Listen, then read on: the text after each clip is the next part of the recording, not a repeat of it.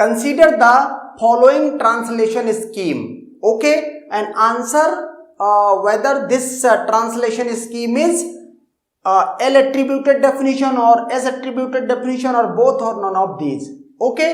तो translation scheme को मैंने देखा, प्रोडक्शन था, उसके रिस्पेक्टिव सिमेंटिक रूल्स थे। तो यहां पर जब मैंने ये देखा तो एक मुझे सबसे पहले एक्शन को मैंने देखा या रूल को देखा कि कहां पर है। अगर आप यहां गौर करें तो जो प्रोडक्शन के RHS में राइट हैंड साइड में ये जो एक्शन है ये टर्मिनल्स के बीच में है, कहीं राइट एंड पे नहीं है, जैसे कि रिक्वायरमेंट किसकी होती है, एस एट्रीब्यूटेड डेफिनेशन है तो उसकी रिक्वायरमेंट होती है कि एक्शन या रूल, सिमेंटिक रूल या सिमेंटिक एक्शन हमेशा प्रोडक्शन के RHS के राइट एंड पे होंगे एकदम, ओके। इसका मतलब ये clear cut S attributed definition तो नहीं है, क्योंकि एक्शन बीच में है, राइट एंड में नहीं है, ओके।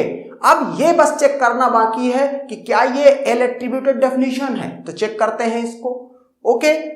यहां से अगर देखें B के साथ एक एट्रीब्यूट एसोसिएटेड है X, तो ये X एट्रीब्यूट कैसा एट्रीब्यूट है, ओके। तो मैं क्या करता हूं, S डिराइव्स क्या A और ये B, ओके।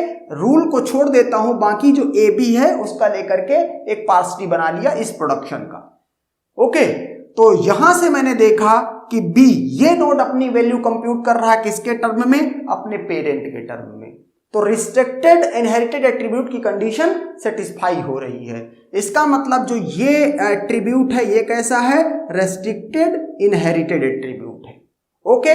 मतलब एल एट्रीब्यूटेड डेफिनेशन अब तक तो लग रही है कि ये एल एट्रीब्यूटेड डेफिनेशन है। यहां पर देखते हैं, यहां पर भी बीच में है रूल, तो यहां ये वाई एट्रीब्यूट कैसा है, सी अपनी वैल्यू कंप्यूट कर रहा है नॉन टर्मिनल बी के टर्म्स में। तो प्रोडक्शन क्या है यहां पर जो प्रोडक्शन है वो है क्या कर रहा है, 2 और then B and then C, okay. तो यहां से अगर देखें तो सी अपनी, मतलब ये सी अपनी वैल्यू कंप्यूट कर रहा है, इसके रिस्पेक्टिव जो एसोसिएटेड एट्रीब्यूट है वाई है, ये अपनी वैल्यू कंप्यूट कर रहा है किसके टर्म में, बी की वैल्यू पहले कंप्यूट होनी चाहिए। तो ये बी क्या है, इसका लेफ्ट सिबलिंग है, एंड देयरफॉर ये अगेन जो ये वाई एट्रीब्यूट है ये क्या है, रेस्ट्रिक्टेड इनहेरिटेड एट्रीब्यूट है, ओके।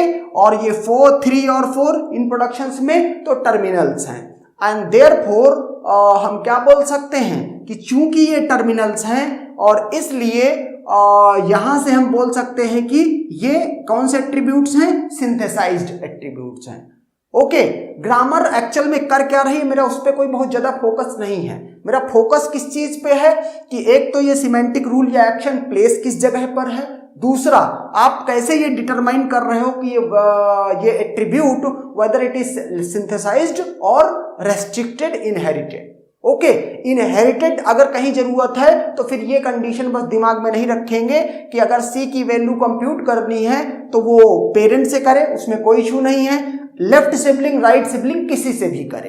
अगर रेस्ट्रिक्टेड इनहेरिटेड की बात नहीं कर रहे हैं आप, नॉर्मल इनहेरिटेड की बात कर रहे हैं, ओके। लेकिन हमको रेस्ट्रिक्टेड की अभी फिलहाल तो नीड है। तो यहां हमने देखा कि जो रूल्स या एक्शंस हैं वो अपनी सही जगह पे प्लेस हैं, मतलब उससे एल एट्रीब्यूटेड डेफिनेशन में कोई प्रॉब्लम नहीं है। और इसमें जो एट्रीब्यूट यूज हुए हैं या तो सिंथेसाइज्ड एट्रीब्यूट है या तो रेस्ट्रिक्टेड इनहेरिटेड एट्रीब्यूट है, and therefore this definition is an L attributed definition, okay, and that's done.